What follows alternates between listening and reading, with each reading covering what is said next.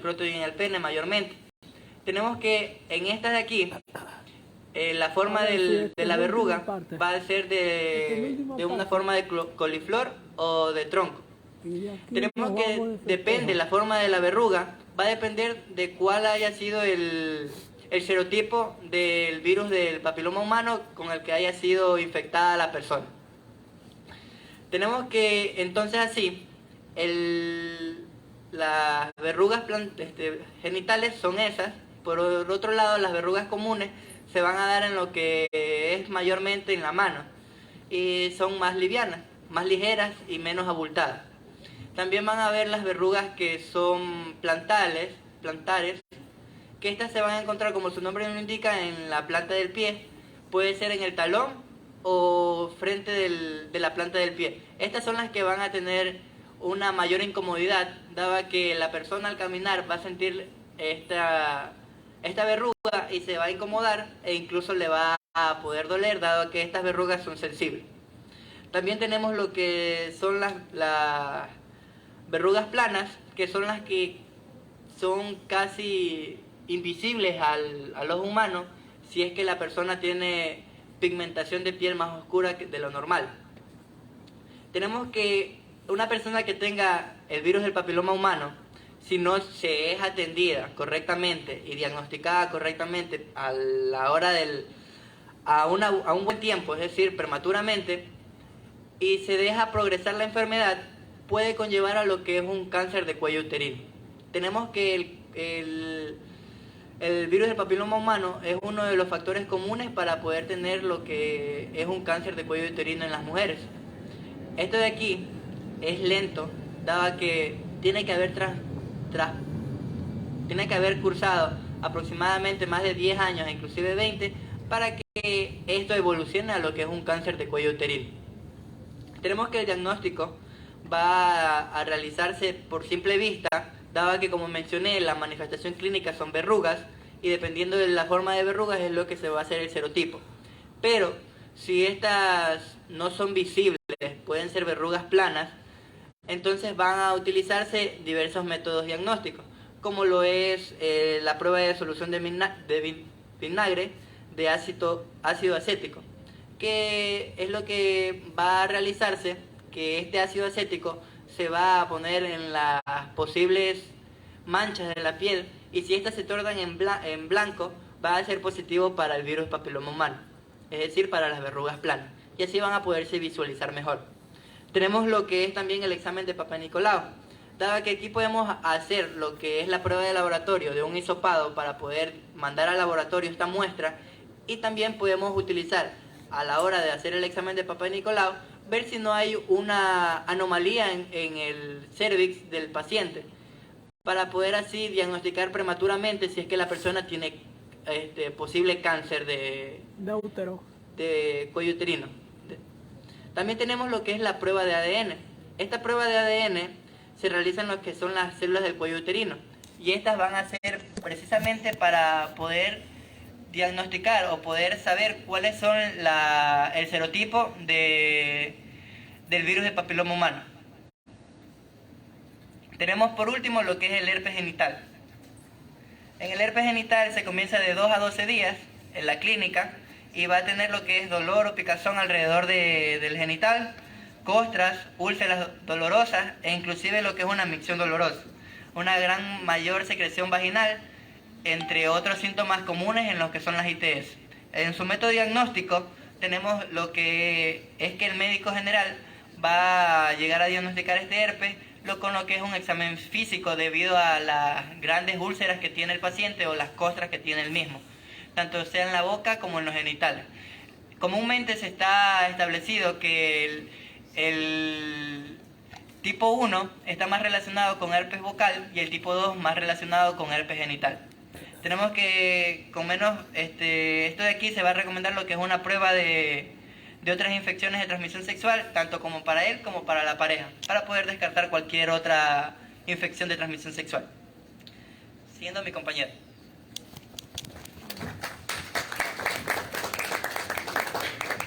Este es del grupo 8. Buena. Buenas tardes con todos. Bien, en honor al tiempo, voy a tratar de ser lo más breve posible. Mi tema a tratar va a ser el tratamiento de las ITS y las medidas de bioseguridad. Bien, para comenzar tenemos el tratamiento de la sífilis. Vemos, como presentamos en la diapositiva, el tratamiento de elección siempre van a ser las penicilinas. Va a depender mucho de la etapa en la que nos encontremos, en la que el paciente se encuentre, para ir variando pues las indicaciones terapéuticas que vamos a proceder con este paciente, pues, ¿no? Por ejemplo, en el caso de pacientes que requieran una profilaxis o se encuentren en etapas donde la sífilis es primaria, pues el tratamiento de elección, siempre y cuando este paciente no sea alérgico a la penicilina,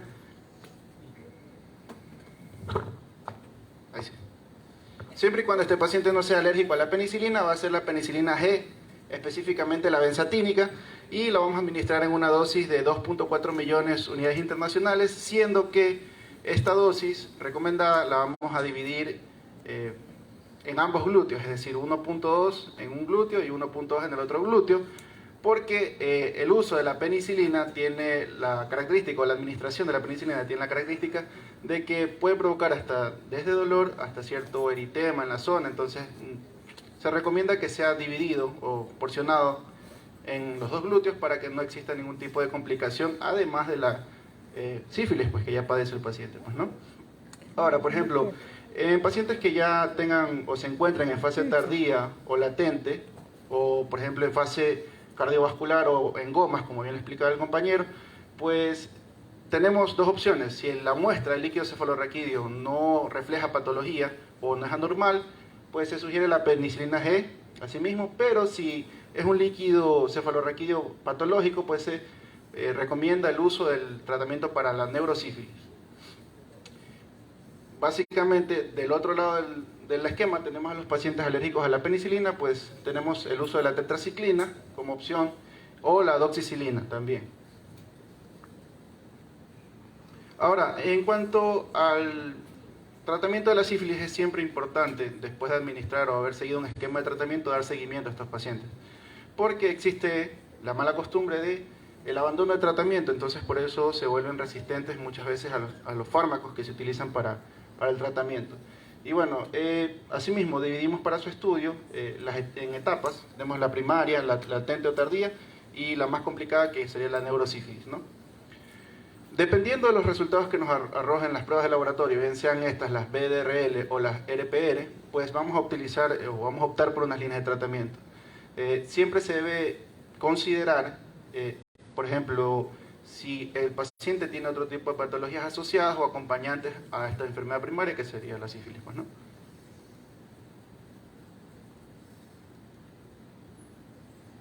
Ahora, en cuanto al tratamiento de la gonorrea, tenemos que básicamente su tratamiento va a ser farmacológico y el fármaco de elección va a ser la ceftriaxona. Ahora, las dosis recomendadas son de 400 miligramos vía oral en monodosis, o la ceftriaxona de 125 miligramos vía intramuscular, asimismo en monodosis. Lastimosamente en la actualidad es muy común que esta gonorrea coexista con infección con las clamidias. Entonces, en el caso de que tengamos un paciente que presente este tipo de patologías, pues el tratamiento de elección sería la acitromicina oral, 1 gramo en monodosis, o la doxicilina de 100 miligramos cada 12 horas durante 7 días. También tenemos otras alternativas en caso de que nuestro paciente sea alérgico o rechace este tratamiento, pues el uso de la cefalosporina también es muy favorable a la evolución de este paciente con gonorrea. Bien, este es un pequeño cuadro donde se presenta o se resume básicamente las situaciones en las que nos podemos encontrar a pacientes con gonorrea. Como les he mencionado, pues el tratamiento de elección siempre va a ser la ceftriaxona, pero por ejemplo, en el caso de pacientes que presentan resistencia, pues se buscará siempre otro fármaco dentro de la misma familia, o dependerá mucho del criterio para subir las dosis. También eso depende mucho de las patologías que pueda llegar a presentar nuestro paciente asociadas a esta enfermedad o que sean preexistentes, pues, ¿no? Ahora, por ejemplo, en pacientes que se recomienda un seguimiento terapéutico, por ejemplo, son el caso de pacientes que estén en etapa de embarazo, ¿verdad? Sí. Pacientes donde nosotros tengamos la duda, la sospecha de que han sido inconsistentes con el tratamiento. Ojo que este tipo de pacientes son bastante peligrosos por la resistencia que puede llegar a provocarse, y pacientes que tengan regímenes terapéuticos atípicos, ¿verdad?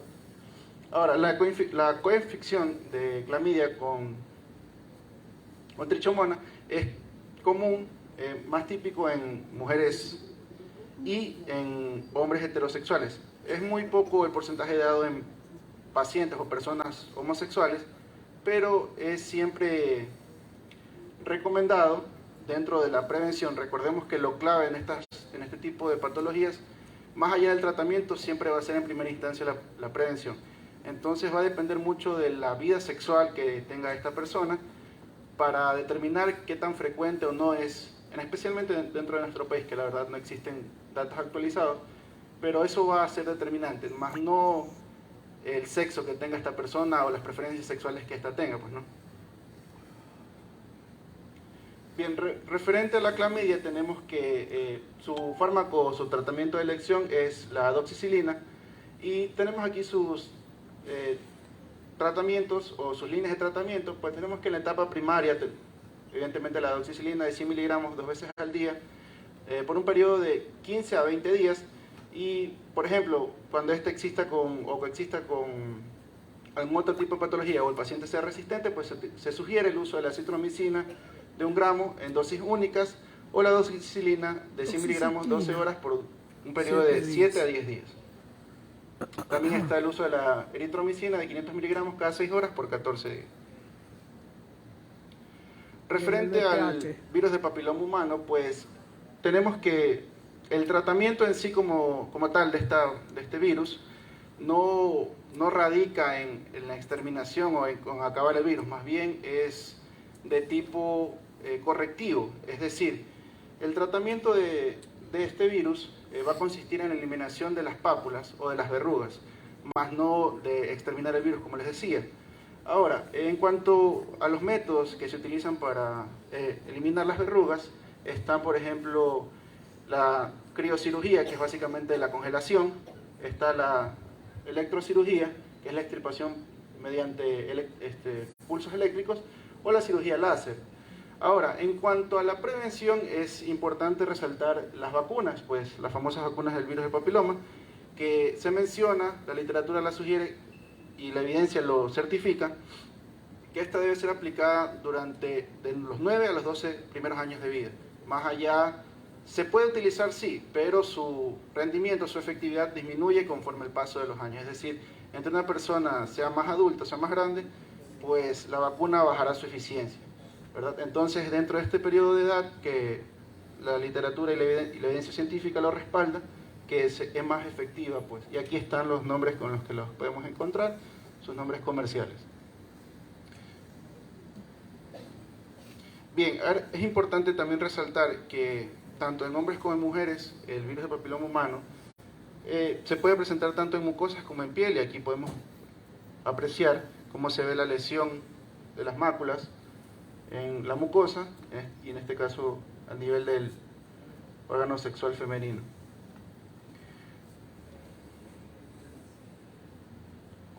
Bien, en cuanto al herpes, en este caso nos enfocamos en el herpes genital. Tenemos el tratamiento de elección, siempre va a ser el aciclovir, pero asimismo para su estudio vamos a dividirlo por episodios. Es decir, si nuestro paciente va a ser un paciente que lo presente por primera vez, si es un paciente que ya es recurrente en la infección, o si ya es algo que sea resistente o es algo crónico, ¿verdad? Básicamente sus esquemas de fármacos se van a dar entre el aciclovir, valaciclovir y fanciclovir. Estos están ordenados en orden de prioridad, por así decirlo, o orden de elección, siendo el aciclovir pues de primera elección, y consecutivamente pues avanzamos al valciclovir y fanciclovir. Lo que va a cambiar o lo que se va a adaptar conforme las fases pasen va a ser la dosis, es decir, va a incrementar. ¿Ya? Tenemos que, siendo así, en los pacientes que sean de primer episodio o primera vez de contagio de herpes genital, el aciclovir en una dosis de 200 miligramos vía oral 5 veces al día de 5 a 10 días. Y por ejemplo, en pacientes que tengan enfermedad recurrente, la dosis aumenta de 200 miligramos a 400 miligramos vía oral. El BID quiere decir 2 veces por día. Referente a los métodos anticonceptivos y de prevención, tenemos que tener claro que este es un punto importante a resaltar, porque es por medio de estos métodos que nosotros vamos a poder prevenir valga la redundancia, el contagio, la transmisión de muchas de estas patologías. Específicamente es importante resaltar los métodos de barrera, ya que estos van a ser los claves o los importantes para evitar este tipo de patologías, siendo estos los que todos ya conocemos, pues el condón masculino y el condón femenino. Es importante siempre acompañar los métodos de barrera con métodos hormonales, como por ejemplo el DIU, las T de cobre, las inyecciones o píldoras anticonceptivas, o los implantes también. Bien, ahora referente a la bioseguridad, es importante resaltar que cuando hablamos de bioseguridad no solo hablamos de la protección del profesional de la salud o del tratante, sino también de las personas a las que nosotros estemos tratando o atendiendo. Es clave que nosotros tengamos claro cuáles son tanto nuestros derechos como nuestras obligaciones. Y dentro de nuestros derechos está pues que nuestro sistema de salud nos brinde todos los implementos necesarios para garantizar nuestra seguridad y pues entre ellos lo más importante, la bioseguridad. Y es también importante que el profesional tenga claro qué tipo de implementos se necesita para los procedimientos que vaya a realizar y asimismo también conocer las normas o los reglamentos dentro del ambiente profesional de la salud para así poder llevar de cierta manera un mejor ambiente y prevenir también la propagación o el contagio de este tipo de patologías. Gracias. Terminamos. Hasta aquí llegó la charla de hoy. Gracias por su atención.